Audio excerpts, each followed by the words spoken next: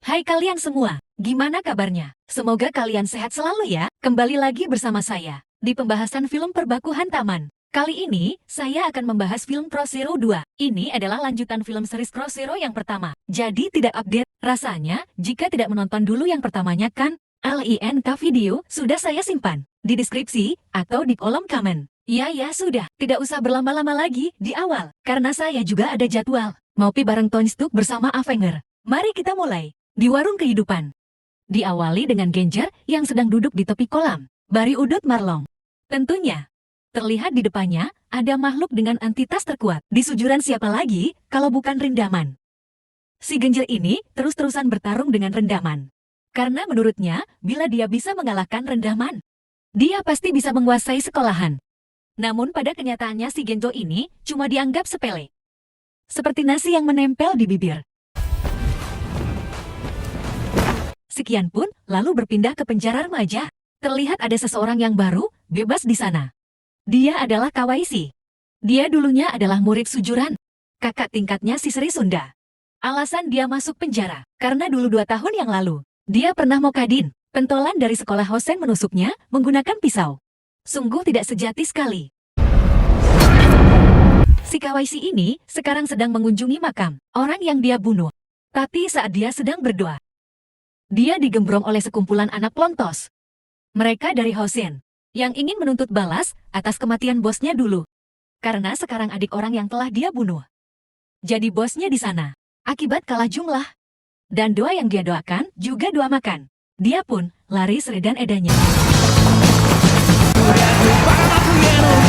Di sisi lain geng Sri Sunda sedang berkumpul di markas. Saat sedang ngobrol dengan bahasa Nutaka, Harti, Kawasi pun muncul, dan Hosen yang mengejarnya pun terdiam. Di mana kita harus mengetahui bahwa sekolah Hosen dan sujuran memiliki sebuah perjanjian damai, dan itu tidak boleh dilanggar. Dan pada saat percekcokan antara dua kubu berlangsung, datanglah Ginjo beserta reng-rengannya. Dia pun lantas secara populer, Guk mengatakan bahwa dia adalah bos jujuran. Jadi pada saat ada orang yang menghinanya, tanpa mengetahui adanya perjanjian damai dan gencatan senjata dari kedua sekolah tersebut, dengan polontongnya dia menghajar anak dari Hosen. Menyebabkan perjanjian itu dilanggar, dan akhirnya sujuran dan Hosen pun tawuran kembali. Karena sifat polontongnya, Genjo dan film pun baru saja dimulai. Wahbar, setelah Genji memukul anak sujuran, dia baru diberitahu oleh penjaga bar tentang perjanjian damai antara sujuran dan Hosen. Namun itu sudah terlambat. Sekarang dua sekolah itu terlibat baku hantam kembali. Di lain sisi, di sekolah Hosen, terlihat ada orang yang sedang berjalan menuruni tangga. Dia adalah Narumi Taiga. Dia adalah pemimpin dari Hosen. Dia memberitahu bahwa perjanjian damai antara Hosen dan sujuran telah dilanggar oleh bosnya, yaitu Takia Genji. Maka dari itu, mereka disuruh bersiap untuk tawuran dengan sujuran. Tak terkecuali dengan Shiryu. Dia diberitahu oleh Narumi untuk tidak menahan diri saat berhadapan dengan sujuran.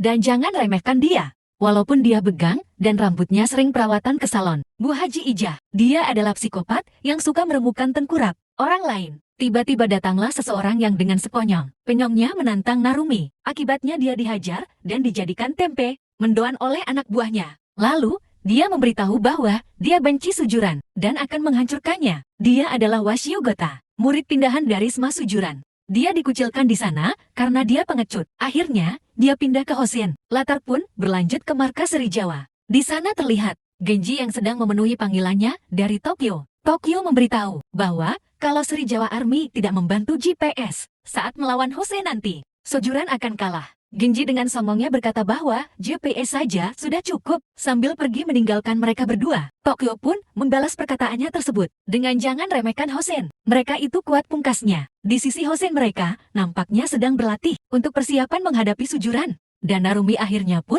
memberikan arahan kepada pasukannya untuk bergerak sekarang menghajar siswa sujuran. Di lain sisi, tepatnya di suzuran, Cutah dan Makisei, si Raja Krut, sedang mengumpulkan anggota untuk persiapan melawan Hosen. Namun ada seseorang yang nyeloteh. Lalu, dia disundul hingga merinding disko oleh Makisei. Di tengah-tengah situasi tersebut, lalu Mang His pun ditelepon oleh cewek yang mengajaknya kencan dengan wajah felt bajatnya. Akhirnya dia pun mau. Ken pun lalu berpindah ke geng Sri Sunda. Di sana, terlihat Mikami Brother memutuskan untuk pindah ke GPS. Mereka hanya mau mengikuti geng yang kuat. Karena GPS telah mengalahkan Sri Sunda Army, akhirnya mereka pindah ke sana. Dan pada saat upacara kedatangan Mikami Brother, Makise pun tidak ada di sana. Genjo lantas memerintahkan Juta dan 2 Mikami untuk mencarinya. Kalian pasti udah tahu si pelok baja ini kemana kan? Lanjut di sisi lain, buaya darat satu ini sedang mempersiapkan skemanya untuk bisa dipeluk oleh pacarnya. Dia menyiapkan ular mainan yang dia taruh di pinggir jalan. Dan rencana pun berhasil. Jenius juga nih orang. Juta dan suami kami yang melihat itu pun heran. Pelus jekruk dibuatnya. Dan pada saat Makis ingin melancarkan aksinya, Juta pun lantas mendorong dia. Alhasil Makise pun beneran jadi buaya. Lantas 2, Megami pun menunjuk sebuah otak yang mengambang di sungai. Makise pun melihatnya dan dengan goblainya dia pun membeberkan semua rencananya. Karena Ilvial dan Gitrek juga. Akhirnya pacarnya pun lari dan pergi meninggalkan Makis dan yang lainnya. Dan pada saat yang bersamaan para botak Hosen pun bergerak melancarkan aksinya dengan satu misi. Menghancurkan sujuran. Target pertama mereka adalah si Soji, yang sedang bermain basket di pinggir rel kereta.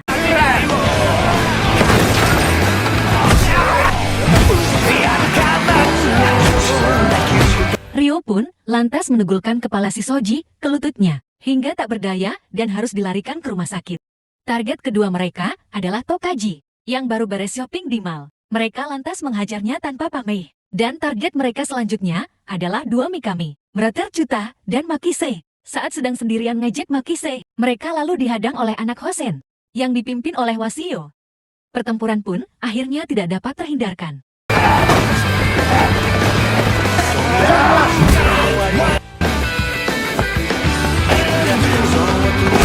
Tanpa disangka Makise pun bisa berdiri dan menghajar Wasio. Tak terima dengan kekalahannya. Akhirnya Wasio pun mengeluarkan pisau di sakunya. Makise pun tidak gentar, dan saat dia ingin menusuk Makise, Narumi pun datang menghadang dan lalu menghajar Wasio.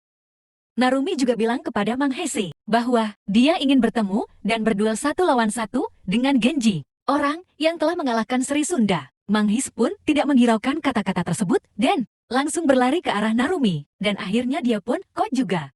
Keesokan harinya di atap sekolah terlihat Genji dan Isaki. Izaki sedang memberitahu Genji kalau Genji tidak bergerak. Suzuran akan kalah. Mendengar hal itu Genji pun kesal. Lalu dia bertanya ke Izaki, apa yang harus kita lakukan? Dengan tenang, Izaki pun memberitahu Genji bahwa dia memiliki sebuah rencana. Di lain sisi, terlihat Seri Jawa dan teman-temannya sedang menyayangkan kejadian yang menimpa Soji. Soji pun harus dirawat selama 3 bulan di rumah sakit. Tokaji pun berpendapat, pasti yang melakukannya adalah Shiryu. Karena dia psikopat gila yang suka ngehancurin tengkorak orang, dan pada saat yang bersamaan, datanglah Izaki. Dia lantas mengajak bertarung Seri Jawa. Kalau dia menang Sri Sunda harus masuk GPS.